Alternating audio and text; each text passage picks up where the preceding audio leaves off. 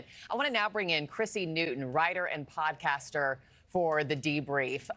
Good morning to you, Chrissy. Your podcast is called Rebelliously Curious with Chrissy Newton. It's space, science, UFO themed. So I got to ask you, are you geeking out about today's hearing, first and foremost? For sure.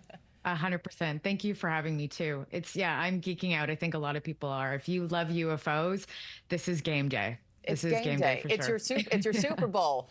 What do you think we'll really get from it? I mean, anything that blows the lid off this story?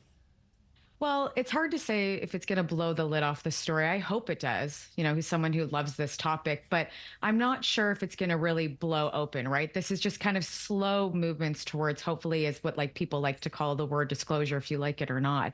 But what I think is really going to be interesting is that we have Michael Gold, who formerly worked for NASA. NASA's been very, very quiet about the topic for the past year since their independent research report. And it's interesting to know that Mike Gold actually worked on that report as well. So I'm really curious myself what he's going to say, because we have not heard from him. We've heard from everybody else. We've heard from every single other person that's testifying. We've heard from them from a media capacity, but we've never really heard much from Mike Gold. Yeah, and speaking of, I want to play some sound because as Joe was just laying out, 3 of the 4 witnesses today testifying before Congress, they've shared their accounts here on NewsNation, confirming their claims that UAPs exist. Let's take a quick listen to them. You must appreciate people watching this, hearing you talking about aliens, recovered craft, recovered bodies. It sounds crazy. Well, as I've said before, I'm not saying it doesn't sound crazy. What I'm saying is it's real. The American public has a right to know the new nature of reality we know, and that the Defense Department and the intelligence community has realized and has evidence of.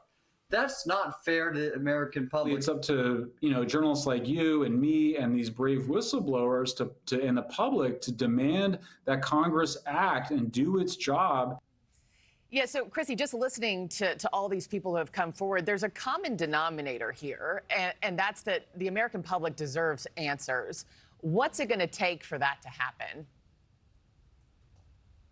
Need more people to come forward. We need to have less overclassification. That's a big thing. But we also have to be really mindful about national security.